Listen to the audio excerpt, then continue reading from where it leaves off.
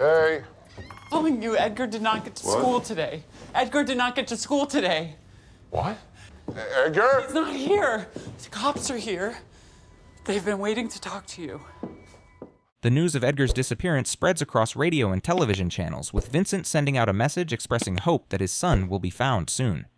Edgar, if you're watching this, sorry, buddy. Just come home, okay? Prove to all these ladies and gentlemen of the press that you're not dead. 48 hours earlier, Edgar roams around the studio while his dad, Vincent, and the crew perform their puppet show for kids. The place is lively, children sing along word for word, fully engaged. Edgar clearly enjoys it, but hides his excitement. Moments later, he watches from a distance as Vincent meets with the production team.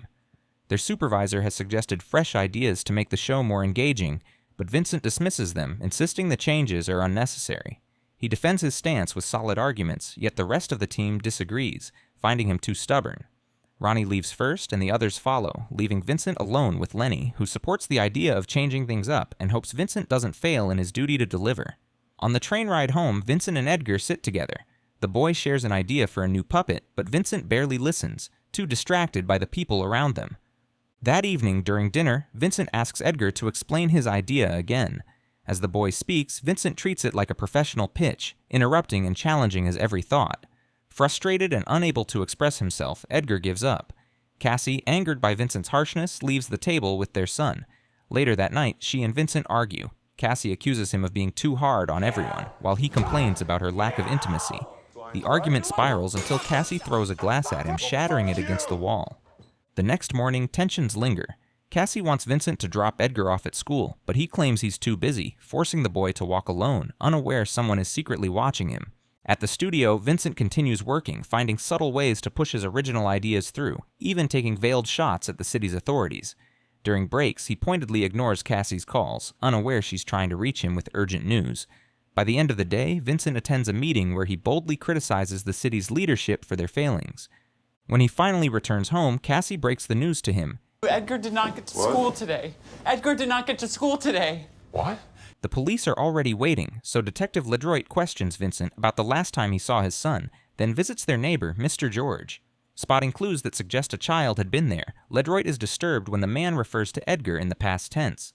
Later, Ledroit gives orders to his officers, then stops by the Lux Club. After turning down a free drink from Gator, he heads into the restroom where he finds two men, one assaulting a younger man while the other tries to break it up. The attackers mention number 8, hinting at someone's identity. When Ledroit intervenes, they flash badges, forcing him to stand down. At home, Ledroit tends to his terminally ill partner, who wishes his pain would end soon. His partner senses Ledroit has taken on a new case and asks about it, but Ledroit isn't ready to talk. Instead, he lays beside him, holding him close as they drift asleep. By morning, Vincent prepares to go back to work, but Cassie insists it's inappropriate. Before he leaves, she scolds him for ignoring her calls. If he'd taken Edgar to school like she asked, maybe their son wouldn't be missing. At work, Ledroit faces reprimand from his superior, who warns him to stop surveilling the Lux and monitoring Gator now that Gator has served his sentence. Still, Ledroit believes he's guilty of more than what he's been charged with. When new evidence surfaces about the missing boy, Ledroit investigates further. Visiting the Andersons, he presents a blood-stained shirt. Cassie confirms it belongs to Edgar. Crushed by grief, she decides to separate from Vincent.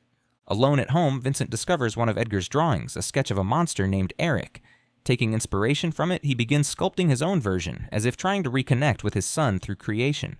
Meanwhile, Cassie runs into a friend, Sebastian, and the two share a kiss. As Ledroit replays the club audio recordings repeatedly, Kennedy, the talkative undercover officer, drinks himself into a stupor.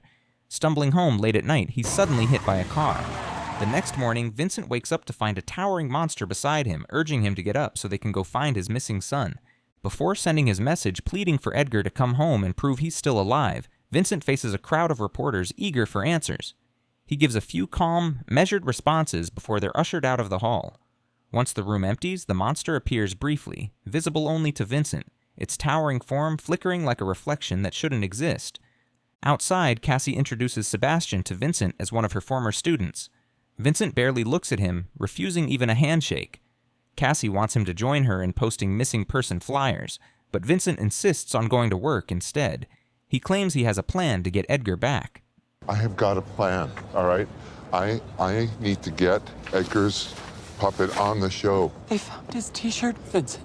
They found his ripped and bloodied t-shirt. Cassie, already raw with guilt, blames their constant fighting for Edgar's disappearance.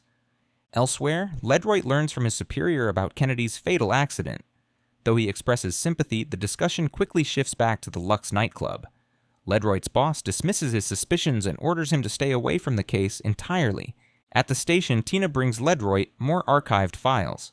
In one of them, he spots information on Mr. George and immediately heads to the man's home with officers. Mr. George grows visibly nervous as they question him, and when they force open a locked door, they find a hidden space resembling a small cell, complete with an iron gate, childlike drawings on the walls, a bicycle, and a juice box. The discovery deepens their suspicion. Meanwhile, Vincent pitches Edgar's puppet show idea to Lenny, but his tone is demanding and impatient. Lenny grows frustrated, reminding him that everyone wants the show to succeed, and for Edgar to be found, but Vincent's attitude isn't helping. The monster, Eric, appears again, yet Vincent brushes him off. Later, Lenny discusses the situation with Jerry, who agrees to let Vincent pitch formally, despite thinking he shouldn't be working. Vincent's gratitude fades quickly when he bluntly accuses Lenny of taking his son, since he seemed to like the boy so much. Cassie continues her search, handing out flyers on the street. She spots someone wearing a jacket identical to Edgar's and rushes over. Edgar! Excuse me, sorry. Excuse me. That's my son's jacket. Why are you wearing my son's jacket? Sadly, the lady tells her off. At the train station, she sees breaking news. Mr. George has been arrested as the main suspect in her son's disappearance. At the station, Ledroit questions Mr. George in the presence of his lawyer. The man admits that Edgar used to visit his basement to draw on the walls whenever his parents were fighting. He also claims that the blood found on the shirt matches his own type. When Ledroit informs the Andersons, they confirm that Edgar's blood type is different, giving them a flicker of hope that their son might still be alive. Back home, Vincent discusses his mother's offer to write a reward check for information about Edgar. He rejects it, arguing that it would give his parents more control over their lives. Cassie, furious, notices he's been working with Edgar's old drawings and confronts him. Vincent explains that he's using their son's idea for a new puppet show to reach out to Edgar and show they love him. Cassie breaks down, accusing him of being responsible for the boy's disappearance. The accusation enrages Vincent, who storms out. As he drives to his parents' home, Eric reappears, urging him to finish the show, claiming it's the only way to bring Edgar back. When Vincent arrives, he clashes with his mother after returning the check. She refuses to let him stay the night, and as he leaves, his father briefly appears at the door, only to shut it coldly in his face. After tending to his sick partner, Ledroit visits the Lux, where he plays the club recording for Gator. Gator insists it means nothing, and declares his innocence before pinning Ledroit to the wall, suggesting the detective's visit isn't just about the missing persons case. Back at the office, Ledroit receives a call from Marlon's mother, reminding him that her son's case remains unresolved after many months of the boy missing. Later, he reviews the CCTV footage from the day Edgar vanished. At the same time, Vincent arrives at the studio to begin sculpting the new puppet, Eric hovering beside him like a shadow. Back at home, Cassie discovers something that could help the police find their son and quickly calls Ledroit. Meanwhile, at a homeless camp, Raya, the same woman wearing Edgar's jacket, walks by. Yusuf, after noticing her and reading one of the missing child flyers, quietly takes some of his belongings and walks away, his eyes lingering on Edgar's name. The news spreads across TV and radio stations that the boy is still missing, with a cash reward offered for any information about his whereabouts. At the station, Mr. George's attorney addresses the press following his release without charges, criticizing Commissioner Nelson for unfairly targeting black people. While Vincent spends all his time building Eric, Cassie meets with Mrs. Anderson, who believes Vincent is having a relapse and insists he should see Dr. Mason. She calls him selfish and claims he's doing nothing to help the case, but Cassie, fed up with her judgment, walks out. At Jerry's party, Vincent seizes the moment to air his criticism of the government while speaking with Costello. As she chats with Ronnie, he notices Detective Ledroit talking to Lenny, and just as Vincent moves closer, the detective detains him for questioning.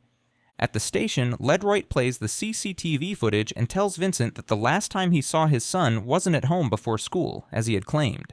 Vincent denies it, but Eric's voice keeps interrupting him, and his distracted replies make both the detective and his lawyer believe he's losing his grip on reality. Would you say you and Edgar are close? Closer than I was to my father. After some persuasion from Ledroit, Vincent admits he fought with his son that morning before he left.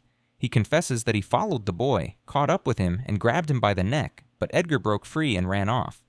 Vincent explains that he had fallen earlier and cut his head, which is why the blood on the shirt matches his own blood type. He says Edgar took off the shirt and ran away, so he threw it behind the dumpster, assuming his son still went to school and not thinking much of it afterward. Ledroit steps out, planning to keep him in custody for a while. Cassie arrives at the station and asks to see her husband, but Ledroit refuses. Instead, he tells her he knows someone entered their home after Vincent left. Cassie insists the man was just a friend. Meanwhile, the counselor watches the news at home with his brother and their families, proud of the city's so-called progress in clearing homeless people off the streets. Back at Cassie's house, she confides in Lenny, admitting she suspects Vincent might have killed their son. Lenny tries to calm her, reminding her how much Vincent loved Edgar, but something in her hesitation hints there's more she isn't saying. Cassie, don't give up. I've met someone else. I can't live with him anymore. I won't live with him anymore if Edgar's gone. Ledroit drives Cecile, Marlon's mother, home, but she reminds him her son is still missing and urges him to do better. By morning, Cassie gets a cruel call from someone calling her a failed mother and saying they hope her son is dead. At the station, Ledroit reviews more CCTV footage and realizes Vincent didn't follow Edgar all the way after their fight. He went straight to work. He orders Vincent's release and reporters swarm him outside. Vincent handles their questions until one provokes him and he snaps, calling the journalists names. His father waits to give him a ride, but Vincent walks away on his own. Ledroit now believes Marlon's and Edgar's disappearances are linked, since both boys took the same route. He wants to question several people, including Officer Noakes, but his boss warns him not to push it. Ignoring the warning, Ledroit asks Noakes who 8 is, but the officer tells him off. Meanwhile, Cassie meets Sebastian, who offers comfort. Vincent hurries to work, where the executives await his pitch. With Eric urging him on, he talks about the puppet's nature and ties it to his son's disappearance, nearly going off script before being pulled back. After dinner with his boss and Tina, Ledroit shares a kiss with her in his car, but declines her invitation inside. Instead, he questions her about Noakes and his wife. Later, he visits the Lux to question TJ about Marlon, but the man denies knowing him. Gator warns the man to stay clean or face consequences. In the same club, Vincent parties hard, taking drugs with Eric, while at a homeless camp, Yusuf and his friend plot to sell Edgar, who they found and are keeping hidden. Vincent wakes up in Lenny's house and realizes he's late for work, even blaming Lenny for not waking him up. Lenny, who's been given a huge task by Jerry, does so. Jerry has fired you. Fire me. Vincent is still in denial when Lenny keeps talking. They want Eric. They don't want you anymore. Lenny tells him to get himself together and even advises that he go to rehab because he's been falling apart for a long time. While Eric agrees with Lenny, Vincent lashes out at him, reminding him how he helped develop his skills before storming out of the house. At the station, Ledroit reviews the CCTV tapes again and uncovers new details. He visits the sanitation workers and questions Misha, the man who found Edgar's shirt. When Ledroit asks what he dropped off, before picking up the shirt, Misha's boss interrupts and calls him back to work. Ledroit requests to search the area, but the boss refuses without a warrant. At the camp, Yusuf warns Edgar that following him there was dangerous. Meanwhile, Vincent storms into Jerry's meeting, yelling about being fired while his puppet ideas are still being used. His father arrives, orders him to stop, and drives him home. In the car, he scolds Vincent for wasting his life on alcohol and drugs, calling him a shadow of who he could have been. Vincent blames his parents for neglecting him, but his father agrees to help only on one condition. Your mother thinks you would be best served back in rehab. I don't have a problem. You smell of alcohol, Vincent. At home, Vincent searches for his alcohol, only to find Cassie threw it all away. She berates him for his behavior while their son is missing and tells him to leave. She admits she's been having an affair with Sebastian and is now pregnant. Furious, Vincent storms out. Elsewhere, the Hudson Sanitation Company's boss oversees the delivery of white substances packed in buckets. At the station, the police chief pressures Ledroit to focus only on Edgar's case, but Ledroit insists on pursuing both Edgar's and Marlon's. Tina informs him that Noakes' wife agreed to meet and drops off a file linking Lenny to charges from the Sierra nightclub raid. Costello meets with Dieberry and Mr. Anderson to discuss clearing out the slums, but Dieberry is interrupted by a call from the sanitation boss reporting the shipment's arrival. Vincent visits George, who shows him Edgar's drawings. Realizing they form a map, Vincent copies them into his journal. Ledroit visits Lenny and hints he knows about his record, then questions him about Edgar and Marlon. Lenny says he doesn't know about Marlon, but mentions someone at the Lux named Ricardo. Later, Ledroit meets Dana, Noakes' wife, who says her husband's been acting suspicious since Kennedy's death. Returning to the station, Ledroit finds Vincent sketching the map on the wall and assumes he's delusional before leaving, promising to find his son. That night, Ledroit learns his partner has died. Following the map, Vincent and Eric arrive at the train station. At the camp, Edgar makes drawings for Yusuf, telling him his father used to argue with him while his mother was kind. He admits he followed Yusuf because he liked his graffiti tag. Despite Yusuf refusing to sell the boy, Raya still hopes to strike a deal with the man from the Lux. Vincent, now homeless, continues his search for his kid with Eric by his side. Eric wants him to admit he's the reason Edgar ran away, but Vincent is more focused on following the map. After William's funeral, his sister Caroline tells Ledroit to stay away from her brother's belongings, accusing him of infecting William with the illness that killed him. She questions why the police force would allow a homosexual like him to work there, and also insists the man got the illness from somewhere else because he isn't sick. He says he loved her brother deeply, but she just walks away. Yusuf calls Cassie to tell her that Edgar is with him. While he offers to drop the boy off at a location, but only for the reward amount on the flyers, Raya thinks he's making a mistake that will backfire on him. Cassie then goes to the studio to find Vincent, but is told he's been fired. She criticizes everyone, including Lenny, for firing the brains behind the Good Day Sunshine show, then leaves. Vincent heads to the city center, and after a speech from Deputy Mayor Costello about their plans to clean up the city, Lenny and his team come out and introduce the new puppet to the public. Vincent and Eric are disgusted by the show. Ledroit meets Ricardo at the basketball court and questions him about Marlon. When asked about wearing the exact shirt Marlon wore in one of his photos, Ricardo says he swapped it with him once. He mentions he used to wear the number 8 and tells the cop to stop asking questions that might get him into serious trouble. The cop goes to the Lux and asks Gator about TJ, the guy who ran the club while he was away, but Gator doesn't think TJ is involved in the boy's disappearance. At the office, Tina finds CCTV footage showing Edgar following someone, so they call in an expert to do a sketch of the person. Ledroit informs Crip of this and tells him that Noakes might be complicit, bringing up what Mrs. Noakes said and what he's witnessed, but the chief reiterates that he should stop trying to implicate an officer. Later, the chief meets Noakes privately and warns him to get his wife to stop talking. While Ledroit thinks about the time spent with his late partner, he overhears other officers talking about homosexuals in a demeaning way, so he confronts them. Mr. Anderson refuses to hand over the cash reward to Cassie unless she agrees that the detective will be present. Before she leaves, the man wonders what he's done to deserve a son like Vincent after learning that Vincent is nowhere to be found, but Cassie defends Vincent, telling the old man to do better. At the station, Sebastian identifies the person they're looking for as Yusuf, and as Ledroit promises to do his best to catch him that evening at the drop-off, he gets news that Crip has tipped off the press about the lead and positioned officers to raid the subway slum in line with the government's plans to clean up the area, jeopardizing his plan, him to smoke with the homeless people. Yusuf is ready to hand Edgar over, but the boy would prefer to stay because of his dad. News reaches Yusuf that he's been declared a person of interest, and Raya takes advantage of this, telling him she could make good money from the boy. She says it's the only way he can escape the situation, so he reluctantly agrees to let Raya handle it.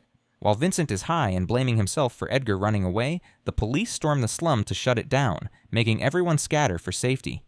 Yusuf admonishes the kid. Stay close to Raya, come on. Okay? Be good, be kind, be brave. Be different.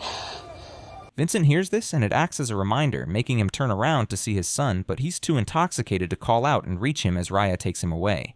As they make their way up the utility stairs, they both fall. Meanwhile, TJ, who has been caught by Gator and beaten, waits for Rhea to deliver the kid. With the place demolished, Ledroit goes to Gator, and the two of them share a kiss. Back at the slum, Vincent sees the wall with Edgar's drawings and for some reason collapses. While the NYPD continues their search for Yusuf, the homeless people have flooded the streets after the subway raid. That morning, Ledroit wakes up to Gator serving him tea in his own home, and after a brief conversation, Gator hands the cop the CCTV footage he requested earlier. Ledroit plays the tape and sees a kid wearing the number 8 jersey performing oral sex on a man. Some men surround them, stop the act, then drag the kid to a corner and beat him to death. Deeper into the footage, he recognizes familiar faces from the police force. Before he leaves for work, Gator hands him a list of names TJ provided before fleeing town, then urges him to do whatever it takes to bring every corrupt person to justice. You got enough names in here to do damage. Do damage, Mikey. I know you got it in you. Do damage? Ledroit arrives at the station and gathers everyone, then plays the videotape for them to watch. Crip tries to order him to stop, but the cop continues, even issuing orders that the complicit officers be arrested while the sanitation company is searched. Back at the slums, Eric wakes Vincent up and he finds Yusuf wandering, so he questions him about his son's whereabouts. The boy tells him Edgar is on his own now, but reminds Vincent that he's a failed father, then leaves. Eric keeps telling him how much he's failed and how much he blames everyone else. There's a confrontation between him and the monster, but he wins. Ledroit leads his team to arrest workers at Hudson Sanitation, then storms the church where a ceremony is taking place to arrest Costello and Daibari. Tina reports to Ledroit that a body and Edgar's jacket have been found. Soon after, Cassie is called and informed about what has happened. Ledroit brings the men in for questioning, and while Detective Noakes and another officer plead the fifth, Misha confesses that Daibari called him to dispose of the body. Costello, after watching the footage, becomes remorseful and admits to being there when Marlon was killed. With tears streaming down his face, he says he could have done better. While Sebastian leads a protest against the authorities for displacing the slum dwellers without a proper plan for them, Ledroit and Cassie head to the area to find Edgar. Vincent races to the studio and grabs the puppet, then goes to the city center to find his boy. He makes the press focus on him, and hoping the boy is watching, he sends a message to him apologizing for everything he's done. He offers to race Edgar home like old times, and when he gets there first, he waits for the kid and lets the boy win the round. They end up hugging, even as Cassie arrives. Vincent gets ready to go into rehab and hugs Cassie. I'll call when I'm allowed, family. It's me. I'm the toxic thing. Ledroit begins a crackdown on the names from the list. Noakes is behind bars, Cripp is removed from duty, and Lenny is being investigated in connection to the Sierra case. The news is broken to Cecile, and they even search the dumpster for Marlon's body, but find nothing. A few months later, Mr. Anderson meets Vincent at the zoo, and Vincent takes him down memory lane. Even though the old man repeatedly says he's running late for a meeting, Vincent speaks his mind, calls his dad a real estate thief, and says he's lost every ounce of respect and admiration for him before leaving. He's back at the studio performing as Eric, with everyone watching, including Cassie, Edgar, and Sebastian. At the end of the show, Edgar puts on the costume and walks to his dad, acting like they're meeting for the first time. This brings Vincent to tears as he plays along, just like a father and son would. And that is how it ended. It's a wrap for this one. Keep watching for more. Don't forget to like and subscribe to our channel.